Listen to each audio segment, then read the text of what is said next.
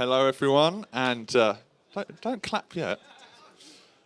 Welcome, everyone. Today we'll be exploring the importance of strong brand in independent business.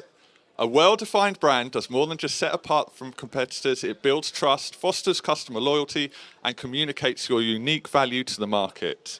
And I'm very lucky to be joined by Cynthia Cartwright from Wong's Jewellers, Amy Meller from David Meller Jewellers, and Tara O'Hanlon from Jack Murphy Jewellers. Thank you for joining me.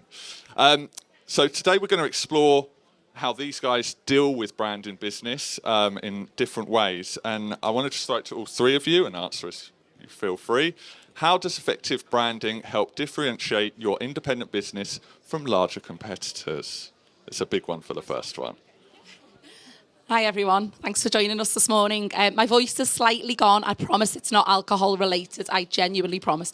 Okay, so branding really is, it's everything, isn't it? You know, it's so important to a business. Whether it's a small business or a larger business, I think the challenge for us as smaller businesses are potentially, you know, we haven't got the same resources that a larger business has got. So, you know, we are running on smaller teams, smaller budgets. So it's really important that as a smaller business, we are as resourceful and as creative as we can be with what we've got. So we can only work with what we've got. So we need to try and maximise and fully engage our teams to support us with this as much as we can. So, hello, thank you also for coming. I feel like I need to add that on because you did a really good intro. So for us, the beauty of being an independent is the ability to offer a personal touch. So we find for us, emphasising that we're a family-run business is just essential because we can add that additional personality that perhaps the larger multiples can't. You know, they might be having TV campaigns and things, but they're not having that kind of face on the ground, seeing the people in the local community.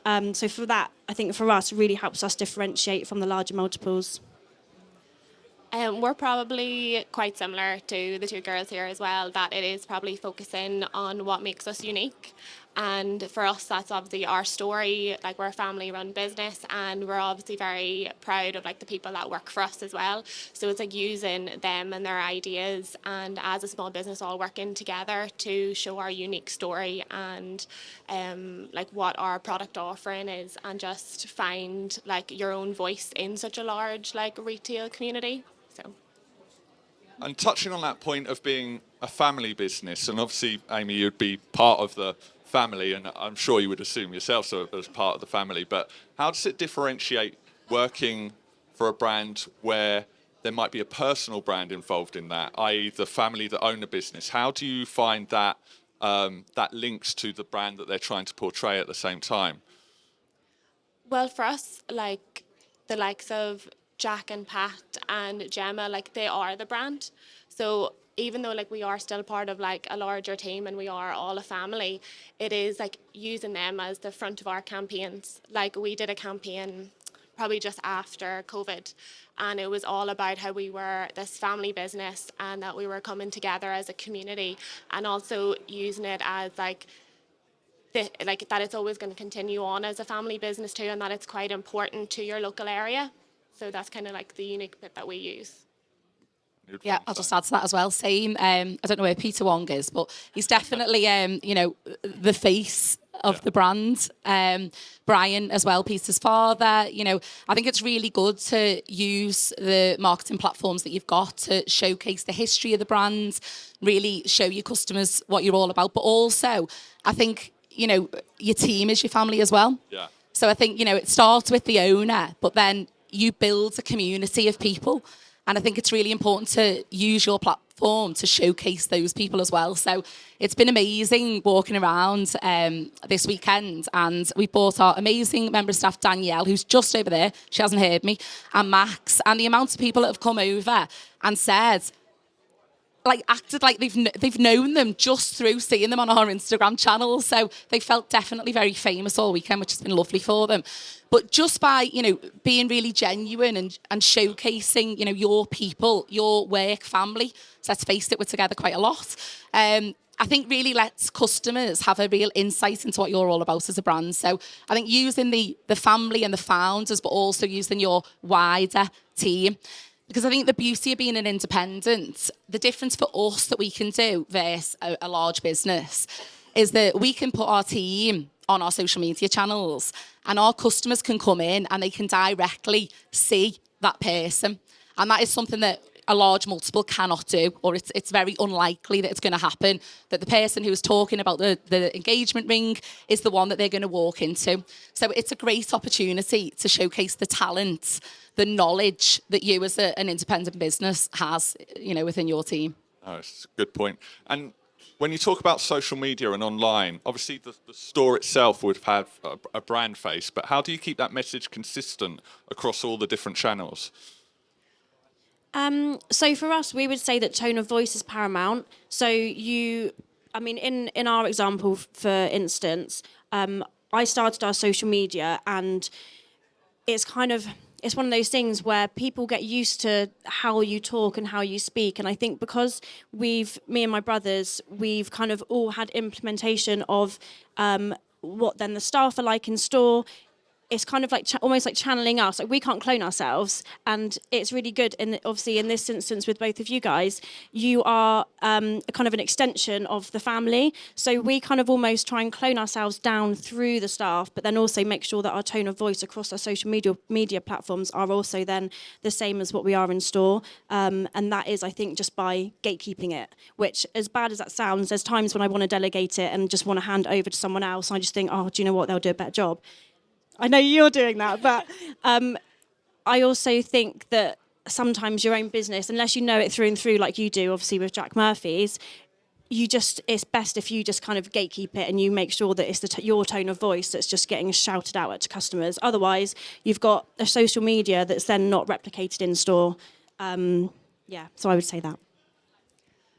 For us, I would have said that it is all about like the brand tone and making sure across every channel, whether it be like Facebook, Instagram, LinkedIn, or your website, that it is coherent with what they're going to get in store and that tone of voice.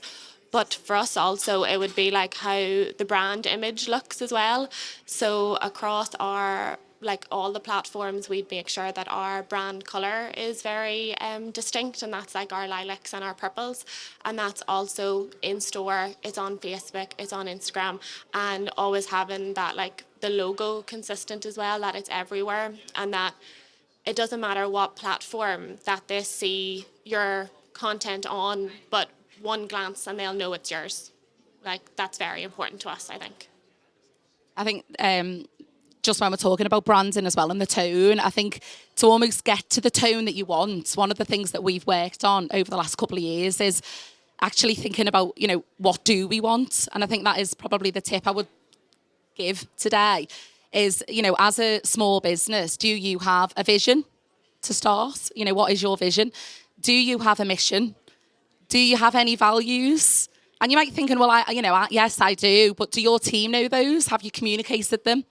And I think, to sort of do that exercise and just brainstorm, you don't necessarily need to get a company in to help you. You can sit down, you can have a really good conversation with your key stakeholders in your business and just brainstorm, make notes. What do you, as a business owner, what do you want your business to be known for? What do your customers currently know you for? And where's that gap? And what are the goals that you can create? So we done this probably about 18 months ago, and our vision is to simply be where Liverpool gets engaged. And that is what we wanted to be. We want to be the place to go for engagement rings. So all of our branding is tailored around that vision. So it's great working on branding and doing nice social media posts, but you've got to fundamentally have a bit of a goal as to where that is all going to. So, look at CMJ branding. Obviously, it's totally consistent. The colours are consistent. There's that consistent message with a clear brand, a clear mission, vision, values. And that's what, even as a small business, we've got one shop. But, all of our team know our vision. They know our mission, and we've got a set of values that we adhere to. So then those set of values can work their way down through the team. And when they're doing any kind of marketing collateral, whether it's an email, whether it's a social media post, we want those values to be represented. And I think that's a key starting point when it comes to thinking about the branding. So would you say from a branding perspective, a big part of it is to set you apart from what other businesses are doing in your area? So is it to create a unique presence there, or is it more to do with just setting yourself apart from what everyone else is doing? I think it's about just knowing, first of all, what your business is about. You know, are you the specialist for engagement rings? Are you the specialist for bespoke? Are you, absolutely amazing at selling silver jewellery? What is your, look at your data, analyse, what are you doing really well? Potentially that's an area to lean into. But as a business owner, are you satisfied with that area of your business, or do you want more? Do you actually want to be doing better in a different area? And those are the sorts of questions that you can think about to then shape your vision and shape your mission and so on. So I think it's about knowing, actually, as a brand, we can't be everything to everyone. And this is hard to say because there's some absolutely amazing brands here. But as a lot of you know, about 7 years ago, we made a big decision to exit brands from our business. And that was because, those brands were amazing. But actually, the business was founded in 1979, so 45 years ago, on an amazing workshop, amazing craftsmanship. And we wanted to go back to our roots and actually showcase that. And that's what we're all about. So we want everything to be Wong's. And every business is different, but that was what Peter, myself, that's what we wanted, to move the business forward in that manner. So I think it's about not just about what you think you're good at. Look at your data and what do you want to be? Because let's face it, you can steer the business in any direction you want, but you've got to know what that direction is. And would you say those key metrics that you've decided will be what you want to represent in terms of your brand are what drives you forward in how you're going to continue to do that? Absolutely. So, one of our values is to make it special. And that is and this is a point I'll make, branding is also not just about external marketing. I think something, especially as a small business, we overlook is our internal marketing to our team. And even if you've got one member of staff, how do you market your business to that team member? And I think it starts fundamentally, again, with getting that vision, mission and values right. But how, as a brand, do you represent yourself to your team? Because that is really, again, another crucial building block to getting it right. So about 12 months ago, we embarked on a bit of an exercise with a business called Great Place to Work. Don't know if anyone's heard of it, but it's a global organisation. And what they do is they create an anonymous survey that is sent out to your team, which is quite hard, as you can imagine. So it was sort of nail biting, waiting for the results. But we've done it because we really wanted to understand, actually, we feel like we're a great employer and we feel that way, but are we? And do our team, when they get the chance anonymously to give their feedback, and it is a true anonymous survey, are we actually, good? And we got amazing results. And I'm very proud to say we are one of the top 50 small businesses in the UK. So that was a really proud moment for the business. But I think thinking about that internal marketing and how you promote your business to your internal team, that again sets the foundation for how they are going to provide that amazing experience to your customers. So if your team are happy, you're more likely to get the customer engagement that you want, and the results and the branding is all going to start to link up together. So don't forget about internal branding, would be my message. And I guess, Amy, you touched on it earlier, from almost your perspective, handing over the reins to your family brand. How do you find the right people to do that? Or is it a training exercise that you go through, or how do you build that team? So with our team, we've got about just under 20, I think, employees at the moment. And there's only one person that I've given the login details for our Instagram to, which might sound a bit like I'm just being a micromanaging control freak. But I do think that it is really important. And in the last year, we had a really busy year, new point of sale and a new website. So we actually got somebody in externally just to help with some social media, just doing a few reels a week. And the feedback that we've had, even though I was kind of doing all the approvals of captions and the content, the feedback we got was actually that it kind of, when I was doing myself or with another team member, it was a lot better. So it is difficult, but I do think it comes with training, and you need to make sure that the person that's doing the work and doing the social media, that's kind of getting their face and your voice out there, know your business through and through, because otherwise they just don't get it otherwise. So it does take a lot of trust. And for me, it's been quite a hard process, I'd say, to actually even remotely hand over those reins because I don't know if anyone's aware, but we actually lost our Instagram last summer. We had about 6,000 followers and then it got taken. We couldn't get it back. It's a big of a long story.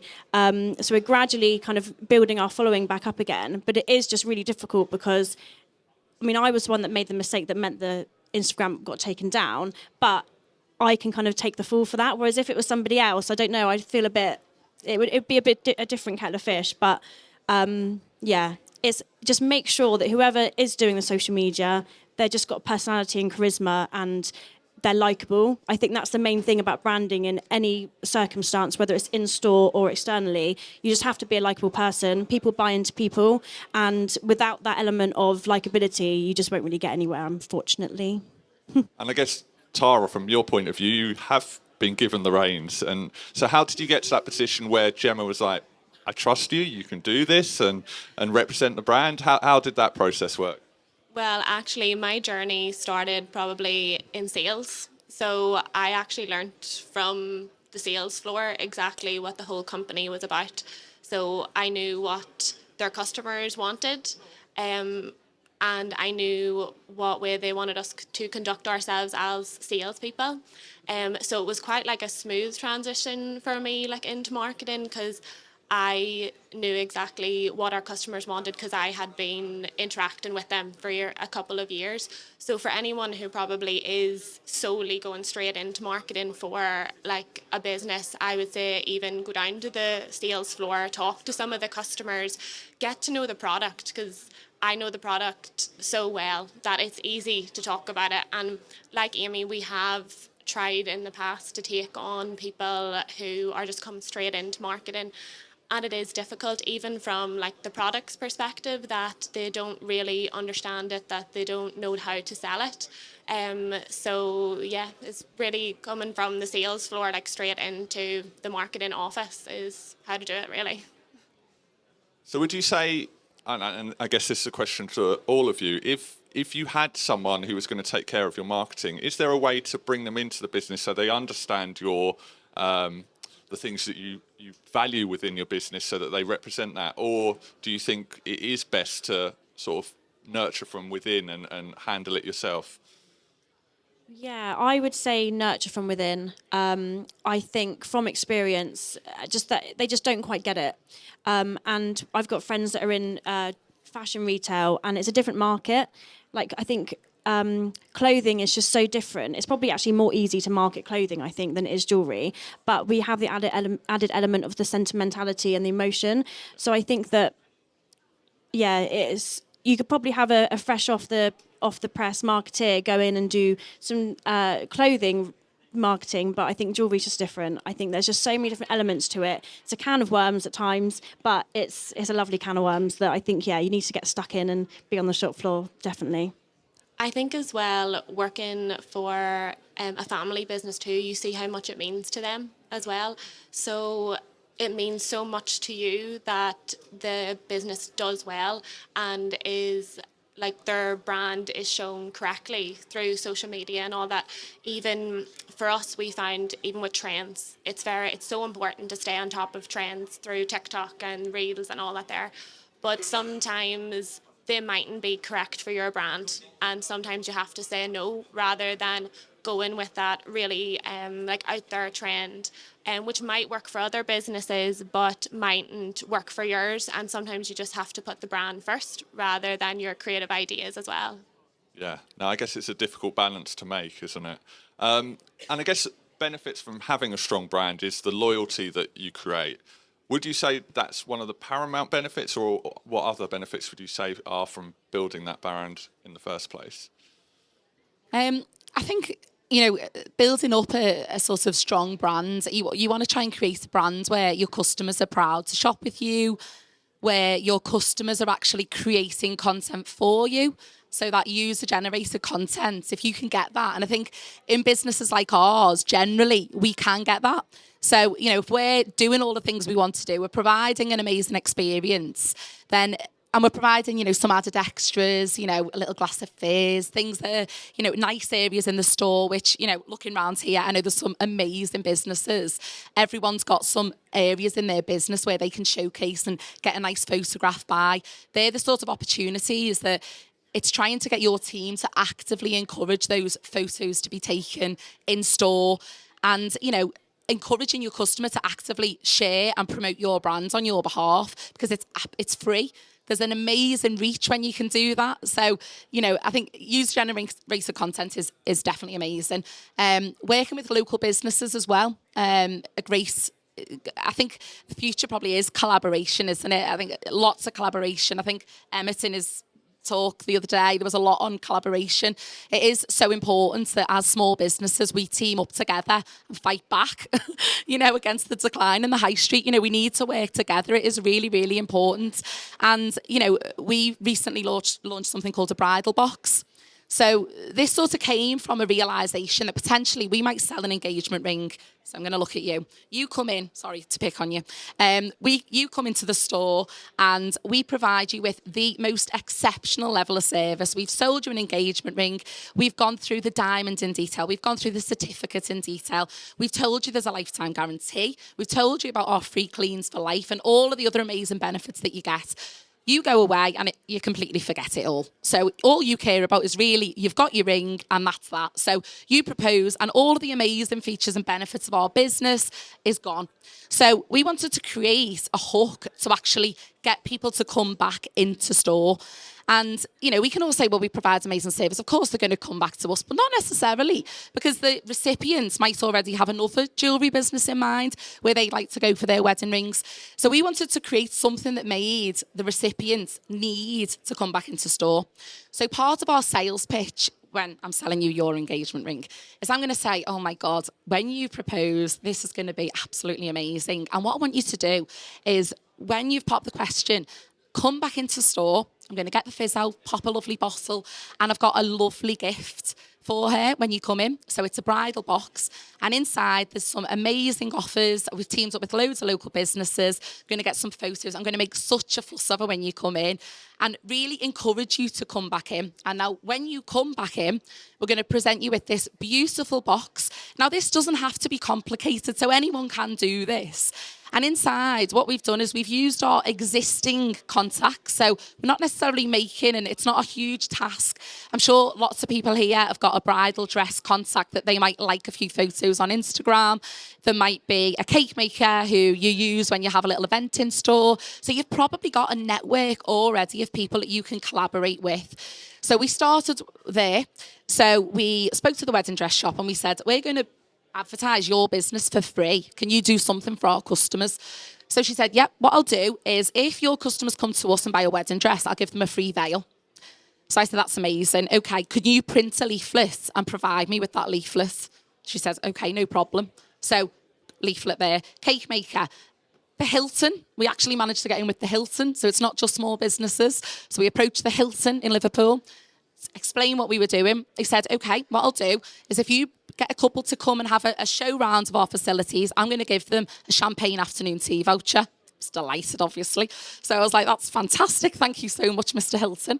So that voucher then goes in the box and various others. Of course, all of the cost is on them. So I'm saying to them, you provide your voucher and give it to me. So I then create this lovely box. I've had to pay for a box. Okay, I'll deal with that. And then all of these lovely items are then added in. So what I'm working on here is one of our values about making it special. So it's linked back to that. And I am providing this lovely box. And when you come in with your partner and you're delighted, we're going to have a lovely time in store. I'm going to present this amazing box. It's really Instagrammable as well. It's got our branding all over it. So she's going to tag it in and tag us. That's going to be really, really good. And I'm going to get the wedding ring box out because, of course, you've got to see what the wedding ring looks like with your engagement ring. And I'm going to take a note of that on the system, planning a little follow-up. And that's that sort of 360 that we're working on. So that collaboration is key. Does that answer the question? Probably gone off on a complete tangent there. I feel like I can't really trump that, but no, it's good. It's good. If anything, I'm thinking, oh, that's a good idea. So similarly, we do offer kind of that additional extra service that I think the multiples don't do. So when someone buys an engagement ring from us, we give them a voucher for then have the manicure done, so that when they then take their ring selfie, they'll have nice nails. But in hindsight, I'm thinking I'm going to give that to them, get them to come back in for that afterwards. So just to draw them back in. But it's those little touches, I think, that we often don't think about that is what sets us apart and what we can do, because we are smaller businesses. We can be flexible, we can kind of jump and jive and do whatever we want at the flick of a hat. So I do think that we just need to make the most of doing that, and that is what sets us apart. They're going to tell their friends, oh, I'm getting my nails done. David Mellor Jewellers have paid for this because I got my ring from them.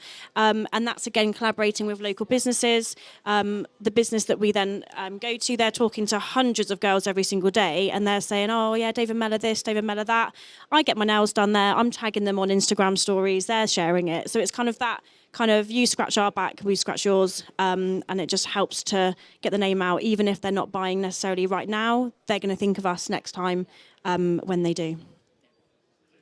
We're pretty similar to the girls. Like, it's all about the customer experience. Again, we offer if you buy an engagement ring with ourselves, you'll get your wedding ring buy one get one half price.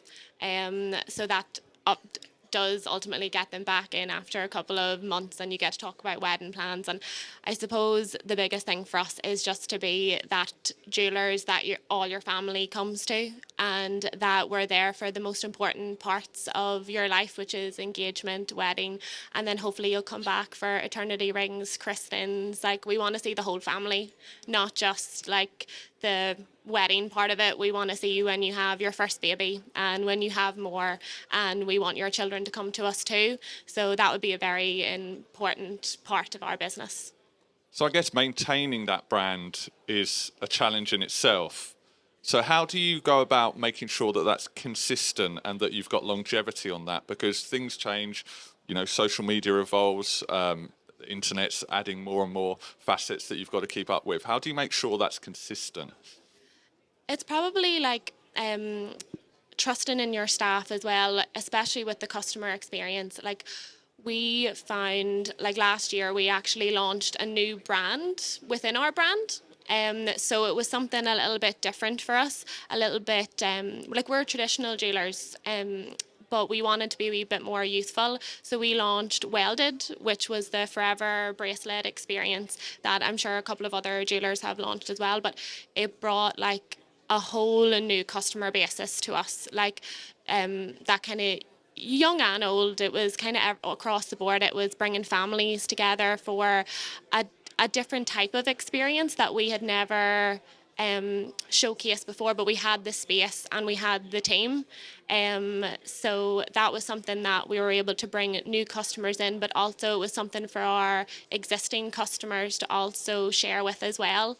So yeah. Okay, I think we're coming towards the end. So the important question now for everyone here is, can you give one tip on how to build a strong brand in independent business? Have one from each of you, please. I think don't be scared of it. I think a lot of business owners that I speak to, branding and marketing is like terrifying for them. And it doesn't have to be, just start simple. The girls have made some amazing points about consistency. And I think, it could be as simple as, we haven't even touched on window displays, and we all love a window display. But you might have, it's springtime, so you might add some blossom into your window, okay? Then your social media can have a little bit of blossom running through it. Your website can have that running through it. It can be small, simple things that don't need to be really expensive. A lot of people I speak to, I haven't got the budget. Well, we haven't really actually got a big budget, but what we do is the things that we do, we actually really shout about them as well. So, if we do something, we really push it out there because, we want our customers to know our brand. We want to be known within our industry. We want to be known within our city. So there are lots of different opportunities, I think, to push your brand. So I'd say just start small, just start. I'm slightly different where I'd say use your team. You know, use your team. You're paying these people. They are employed by you. You know, definitely get them involved. You know, I'd say it's definitely hard, you know, to delegate, trust yeah. in people. But, you know, you've got to start. And I suppose that's your role as a manager and a leader in the business, is to guide them, offer them some feedback as to how they can improve. But yeah, definitely. And have fun, enjoy it, because it actually can be really, really fun. And, you know, talking about engagement earlier on, I think that is probably one of the things that does bring our team all together, is that we do these silly videos and, you know, some of them have got their arm twisted a little bit to do it, but by the end of it, they're having an absolute ball. You know, it's been really great. We've got loads of engagement on it. Loads of people are enjoying it. And I think, you know, we're all in work, you know, 5 days minimum probably. So you've got to enjoy it, don't you? You've got to have fun and make it fun and make it special. So just embrace it as much as you can. I think, yeah, similar. Work out what your brand is. So I would say ours is kind of non-pretentious, quite fun, quite informal. We want people to feel welcomed. And I think that how we've gone about that, whether it's, we don't have a massive budget, but we probably do spend a bit. So we do radio, and that adds a bit of gravitas to our brand with a recognisable jingle. People come in singing it. We do digital billboards. People come in, oh, saw your billboard, and it just makes people think, oh, they're doing all right.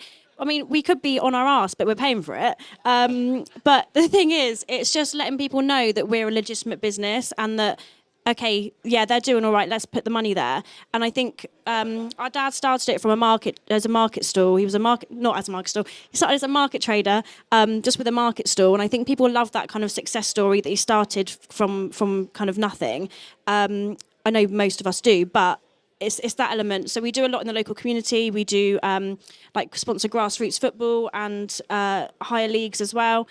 Charity things. It's that kind of thing that it's like, okay, well, they're doing a bit for the local community as well. They're good people. So just work out what your brand is. You're a good person. You're likable. Even if you're not, just pretend that you are. And yeah, just try and be just try and be a little bit different, I'd say.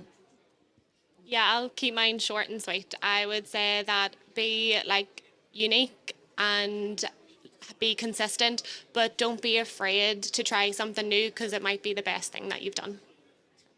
Amazing. Well, thank you very much, ladies. I'm sure they'll be happy to answer questions in and around the hall. But this is the last seminar of the weekend, so I hope you've enjoyed them all. I hope you've enjoyed the show, and come and see us in March. Thank you very much, everyone. Thank you, ladies.